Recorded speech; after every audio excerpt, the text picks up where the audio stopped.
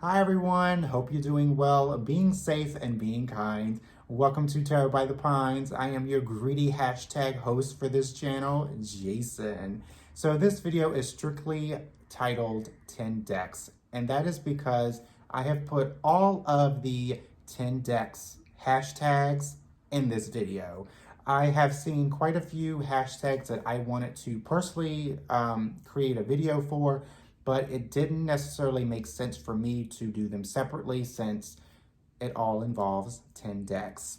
And these are all the decks that I have in my collection now. I do have some in the back that you can't see, but I did a very recent purging in my collection. I feel so much lighter and so much better. So the hashtags that I will be talking about, combining all of that, I'm just going to be convoluted and extra. Here are the hashtags. The first one, only 10 decks, which was created by Katie Flowers, which is where you showcase 10 decks that you would keep in your collection. The next one is top 10 reading decks, and this started by Nina over at Shuffle Tarot, which is 10 decks that you would choose to read for other people. Now, this one is a little bit of a stretch for me because I don't read for other people, but I figured I would jump on the bandwagon and show my support for Nina. The next hashtag, or rather title, is If All My Decks Disappeared, What Decks Would I Rebuy? And this was started by Papa Squirrel a long time ago, but I definitely wanted to participate in this. And these are really the 10 decks that I would repurchase again if my house catch a fire, if they went missing, if somebody stole them. These are my top 10 essential tarot decks. And the final hashtag is called Only 10 Decks for Lent. And this was started by Sylvain. Of course, I will put in all of the original hashtag videos in the description box below, but Only 10 Decks for Lent is basically 10 decks that you would use during the 40 days that Jesus Christ was fasting. And as a little background, I went to public school for just a few years, and then, of course, I got kicked out, and I was just a very bad seed. I'm just kidding. I went to a Christian school to finish my years in grade school. I graduated, and I really, from going to a public school to a Christian school, I really do not believe that I would have known about the Bible, known about Jesus Christ, the Holy Spirit, all of that. So I really do want to give credit to going to a Christian school. So I just definitely wanted to participate in this hashtag as well, since I do feel a little bit of a connection in terms of that. It is very loosely connection, but I wanted to join nevertheless. So kick back, hope you have some coffee, tea, water, stay hydrated, and I hope you enjoy my 10 decks. So I'm going to go ahead and get this deck out of the way. If you know me and have followed me for quite some time, you know that the Everyday Witch Tarot is my grand dame. It is very near and dear to my heart. The guidebook is full color, fantastic to read, and this is a Llewellyn deck, so you'll either love or hate the cardstock. The backs are non-reversible. I just love how this deck aesthetic is such a mood. It is whimsical, it is fantastical, it is cartoony, it is Harry Pottery, it is witchy, it is all of the things that I am just really enjoying from this deck. Even though I'm not a big Harry Potter fan, this is just so up my alley, and I just really love working with this deck. It's just a character, I just have to say. So absolutely, this had to be mentioned. It is just one of my all-time favorites, and if you haven't had a chance to work with this deck, I highly suggest you pick it up and give it a try. The next deck is going to be the Lightseers Tarot. This is a deck that is not my aesthetic. I saw this deck on many channels, many Instagrams, and it just wasn't clicking with me until I purchased it. The backs of the cards, love the green. It is very diverse. It is inclusive. It is emotional. It's modern. It's just a deck that really appeals to the masses. It's just a wonderful and interesting deck to work with. In the cardstock, this is the second edition of the mass market edition, so it's going to have better quality in the cardstock. Such a pleasant surprise, and I'm very happy that I purchased it. The next deck is going to be the Golden Girls. Now, I'm a huge Golden Girls fan. Unfortunately, this deck, here are the backs. The cardstock is not my favorite at all. It's very thin and flimsy. However, big Golden Girls fan, this deck really captures that Miami, Shady Pines, and all of the girls, Blanche, Dorothy, Rose, Sophia. It's just a great representation of what the Golden Girls is and what it means to the masses regarding in pop culture. It's fun, it's devilish, it's cheeky, and a little bit shady, so it's always a good time.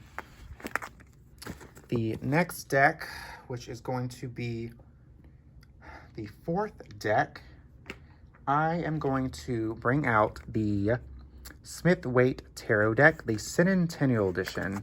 I am not a huge fan of the traditional artwork. I know, right? Here are the backs. Love this like faded green. In fact, this aesthetic is like a faded coloring aesthetic, which makes, to me, seems very authentic. It seems like it's been used. It's very antique-ish, and I don't know what it is. It just makes the original artwork really stand out for me, and it just makes me enjoy it. Great deck to shuffle with. Perhaps one of my favorite card stocks. Totally enjoying this aesthetic and this antique-ish vibe.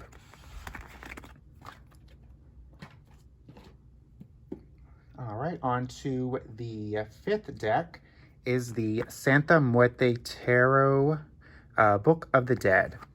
This is a deck that I have a love or hate relationship with. Here are the backs. Love this backing. The cardstock is at Los Scarabero. This is, when I first got this deck, it was really intimidating. It doesn't read very traditional, but the little guidebook that comes with it, it really makes the deck work for me.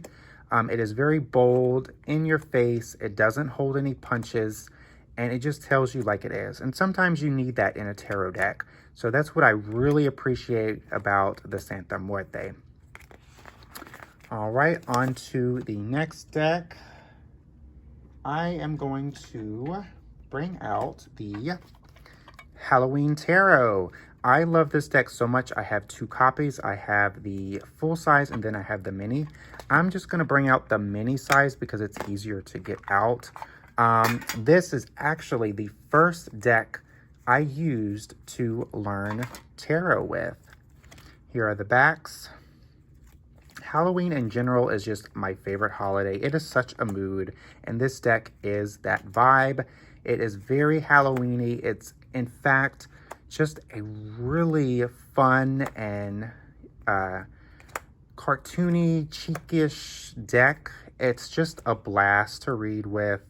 Of course, the suits have been renamed, so the bats are swords, the pumpkins are pentacles. Let's see here. Imps are the wands, and ghosts are the cups. It's just a very fun deck to work with. It's just really a blast, and it just has a really special place in my heart because it is the first deck I used to learn tarot. The next deck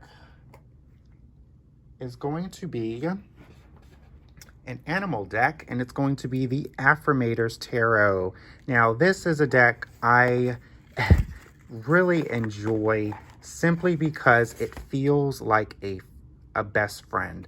Simply because this deck, every card has a character. It feels gentle. It's very reminiscent of a really good friend who will tell you like it is, but is very gentle in a way that you really appreciate. It doesn't come across crass. It doesn't come across mean. It just comes across that this person is really here for you to make your life a little bit easier in any way they can, whether that's by offering advice or just a shoulder to cry on. Very cartoony, very charismatic. Every card has just a really fun character, and it really brings the card to life. All right, down to the final three. Let's go with the Spacious Tarot. This deck I've seen many times on Instagram, and it photographs beautifully. It is a indie deck, so I was a little apprehensive of getting an indie deck, but I'm so happy I got this simply because it just really has this energy around it that I connect with on such a deep level. Each card is very environmental. It is very minimalistic, but yet it really pulls you in, and it makes the reading that much more powerful. All it will feature is environments and animals, and it's just really beautiful to look at, and it photographs beautifully. The little guidebook is a wonderful addition or companion to the deck, so very easy to read with, and it's just very powerful with the images on each card. Next to the last and final deck is the Beauty of Horror Tarot. This deck I don't remember where I saw it, but it reminded me so much of the Tarot Collectibles company that does the Dead Weight, which is a all zombie deck that is very Rider-Waite Smith. This deck is very Rider-Waite Smith. It has ghouls, it has zombies, it has all of these really creepy characters. And the only thing that I really don't like about this deck is that it has this massive box. So as you can see, I had it in a bag, because if you don't have it in something, the cards just go everywhere.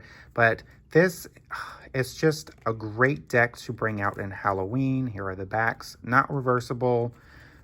Great deck to bring out in the spooky season, but it's just, it feels like it takes itself seriously, but it has this charm that I don't know how to describe it, but it just feels like it's cute. It's creepy, but cute. Like I said, it's very Rider-Waite Smith. The little, or the guidebook really is a great companion to this deck. Love the colors, and there is a black and white version that you can get where you can just color in the colors. But I got this deck, well, this color deck, simply because there's no way I can like color as good as this. But perfect deck for the spooky season, and just a blast to work with. Cute, but creepy. All right, so the last deck is my newly acquisition, and that is the Tarot of Curious Creatures. This is another Chris Ann deck who did the Lightseers Tarot. This is a deck that really is quirky.